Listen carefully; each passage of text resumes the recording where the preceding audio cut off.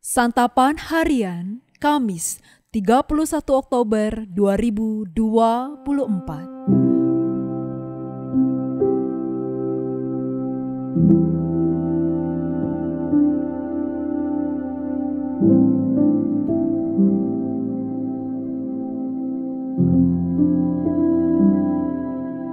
Inilah program Santapan Harian, sebuah program yang mengajak Anda menelusuri isi Alkitab, agar Anda menemukan makna firman Tuhan sesuai dengan konteksnya.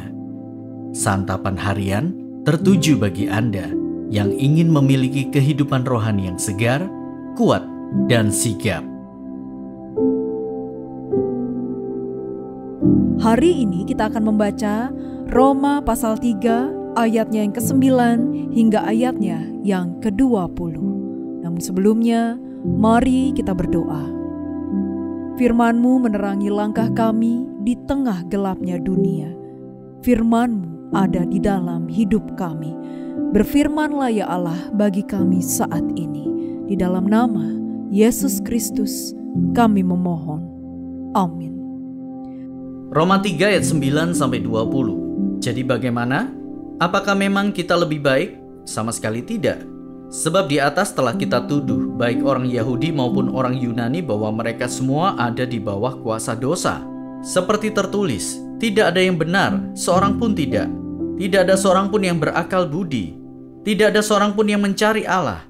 Semua orang telah menyeleweng. Mereka semua tidak berguna. Tidak ada yang berbuat baik, seorang pun tidak. Kerongkongan mereka seperti kubur yang ternganga.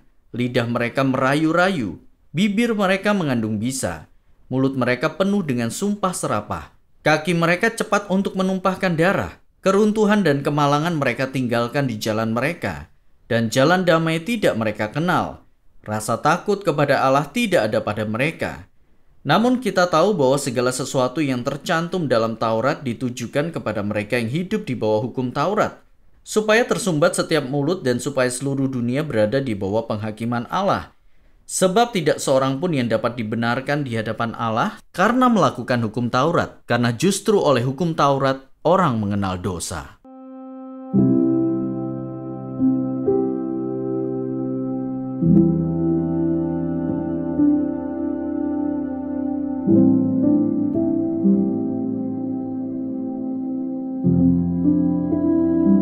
Sahabat Santapan Harian, Paulus menceritakan bahwa kita tidak lebih baik daripada orang Yahudi dan Yunani, bahkan menuduh mereka berdosa.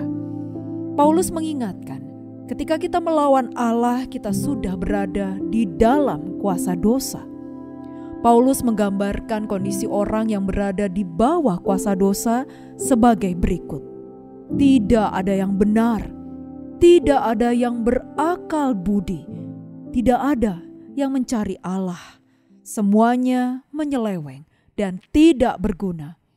Tidak ada yang berbuat baik, menyerukan yang jahat dan penuh bisa. Paulus juga menyebutkan, mulutnya penuh dengan sumpah serapah.